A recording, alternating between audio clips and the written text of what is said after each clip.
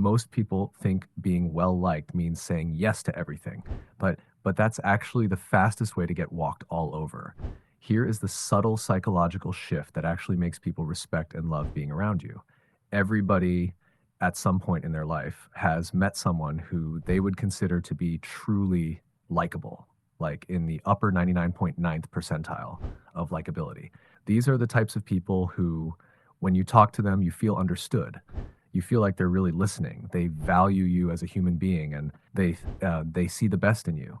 No matter where these types of people go, it seems like they have friends. It seems like people tend to celebrate them and elevate them to this deity status. And it sounds kind of crazy, but that's why it's so rare. I feel like I can only name like 3 or 4 people I have ever met who fit that description. And it seems like the more likable of a person you are, the more the world opens up to you. People just enjoy being around you. They always want to invite you to things. They want you part of their company. They give you promotions. And you can look at that and say, well, that's not fair. They don't deserve it. They're not more qualified than I am. But it doesn't make it any less true. The more likable of a person you are, the more people like you. Some people are very likable and other people are very difficult to like. And the people who are likable tend to do better in almost every area of life compared to people that no one wants to be around. I've thought a lot about what makes somebody likable. What makes someone somebody that people love being around? Like, what's the common theme? And can we implement those behaviors into our own lives so that we're just generally more likable as a person? Now, right off the bat, you might have some resistance towards this proposition because you might be thinking like, "Oh, why would you want to be more likable? Why would you worry so much about what other people think of you? You're focusing on the wrong thing. This is fries. You should focus on yourself, your own happiness, and then people who don't like it can screw off." But I think that's overly simplistic and foolish. And if you think that way, you're not going to get very far in life, especially if you already struggle with people and you think that, oh, just being more of yourself is going to help for some reason. It's like, how has that worked out for you? How has that worked out for you? Because ultimately, we're creatures of habit. What we think is just part of our personality might just be a conversational tick or bad habit that we've picked up over conditioning, over the role that we played in our friends circle or our family. And it could actually be making us more abrasive of a person than necessary. For instance, if you struggle to make good eye contact with somebody while you're talking to them, and it's just a habit that you have, you tend to look down all the time. Um, if I told you that if you made better eye contact with people and you got more comfortable with making eye contact with people, you're not going to say that that is somehow a betrayal of your personality. You wouldn't say that I'm telling you to be someone that you're not. I'm not telling you to deny your God.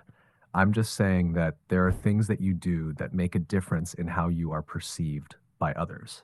And I believe that the most likable people just do those things better than the average person. So in this video, it's a little bit of a different video. I'm just going to talk off the cuff about things that I've noticed about the most likable people I've ever met.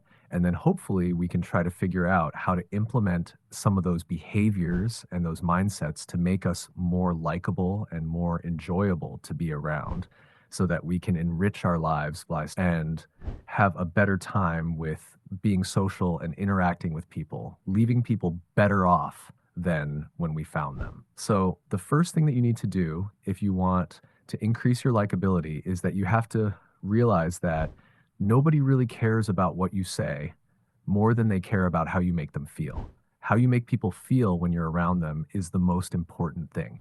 That's the thing that leaves an impression on people. In fact, 99 times out of 100, people aren't going to really remember the things that you said when they go home after you interacted with them. They're going to remember how you made them feel. Good manners make good first impressions. They have a lot to do with how well people like you. A good example of this is when somebody that you're talking to is going on a rant about all of their problems and they're really heated and pissed off, and they're going on a monologue about all the terrible things that have happened to them throughout the day. And you're listening and you're kind of giving them the time of day, and then you try to offer a piece of advice or an observation or ask them a question, but they just sort of steamroll over you and disregard anything that you say to continue in their monologue. When that happens, you kind of feel dejected. You kind of stop listening to all the particulars of what they're saying. And the only thing that you're left with is this feeling that they don't really care about what you have to say. They don't really care about your opinion. They don't care about you. So forget this person. Every interaction that you have with somebody is like that. What people remember about you is how you made them feel. It's the vibe that you give off.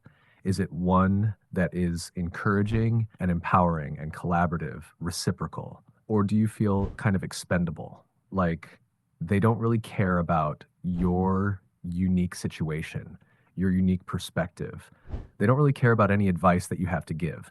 They might as well be ranting at a brick wall. Here's another example. Say you're a guy and you're on a date with some girl and you are talking about all these things that you think are very impressive. You're saying a lot of words. You're talking about what you do for a living. You might be saying stuff impressive like, oh, I have a six-figure income, blabbity, blabbity, blah. I have three sisters, something, something, something. And then once you realize that you've been monologuing for a little bit too long, you ask routine questions to them like, oh, how many sisters do you have? What's your favorite color? Blabbity, blabbity, blah. Um, this goes back and forth for an hour or two, and she goes home. And while she's at home, she was thinking back on the date and she was thinking to herself, he seems like a nice guy, but I just didn't feel that spark.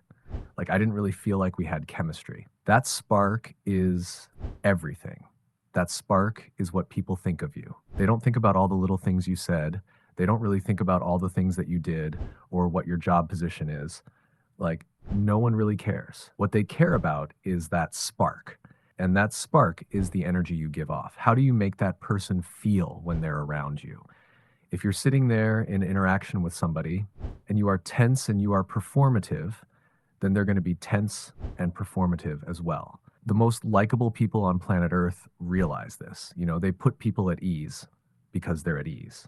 That's what good manners do. They make everyone feel at ease. They feel so comfortable with conversation, with eye contact, with being playful. They they realize that people like you when you make them feel important and valued. That's what a boy likes. He wants to know he's appreciated.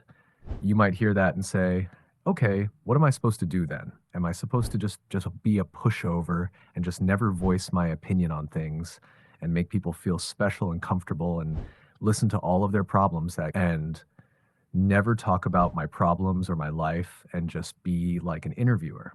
That's not what I'm saying. And that's never the way it works out, because 9 times out of 10, when you are genuinely interested in someone else and genuinely interested in someone else, they feel special and they end up liking you more.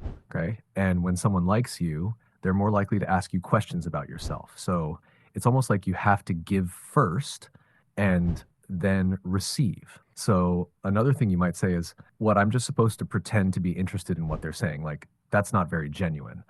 I thought that good connections came from authenticity and honesty. So if I'm not honestly interested in what they have to say, then the entire friendship is built on a facade. But here's a weird thing that I've noticed. It's almost paradoxical, because the people who are most comfortable with who they are and the life that they live are usually the people who are least desperate to talk about themselves. Because think about it. If you're insecure and you don't like your life, then everything that you say about your life or your job position or what you tend to do on Saturdays, you're subconsciously hoping that the other person says, oh, that's really cool. Oh, wow. Like, you want so desperately for someone to say, wow, you make 6 figures. Oh, that's such an interesting job. That's amazing. But think about it.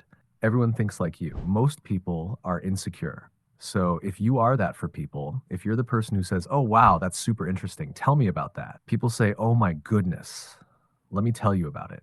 This is awesome. Someone's listening. People are dying to be listened to. People are dying to be called by their name, to be looked at in the eye, to feel like, man, I don't know if that guy really cares about me, but I sure felt like he did. And that makes me feel good about myself. That's the key to likability. So I think it all boils down to a few things.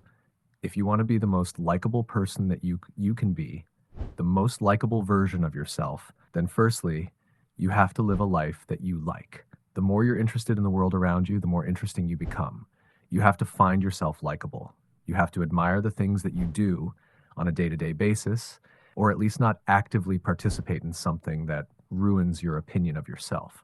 Because if you dislike yourself, then curiosity in other people is hard to come by. You can't afford to be curious about other people because you need their validation. You need them to validate you. But people who are secure in themselves and their lifestyle will find that, oh, they don't necessarily need people to comment on their life because they like their life. So then they can actually have fun with conversation and ask questions that they find interesting and be interested in the other person. And as a result of that, the people that you're listening to will say, "Wow, I like this person. I want to ask them questions about their life." And then that's when that reciprocity can get going. Those are just some thoughts that I've had.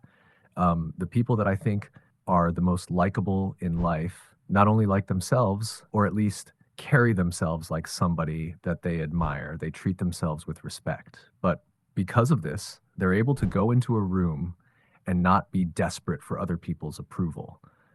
They can sit there very comfortably and easily ask people follow up questions about their life and be genuinely curious because there's a lot to learn from people. There's a lot of things that people have gone through that you can't imagine and that are genuinely interesting, and they can't wait to tell you, but no one ever asks.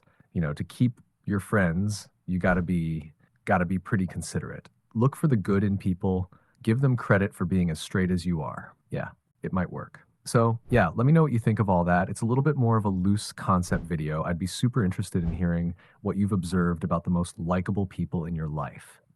When I say the most likable person someone probably pops into your head. What makes them likable? Other than that, thank you so much for watching, and I'll catch you in the next video.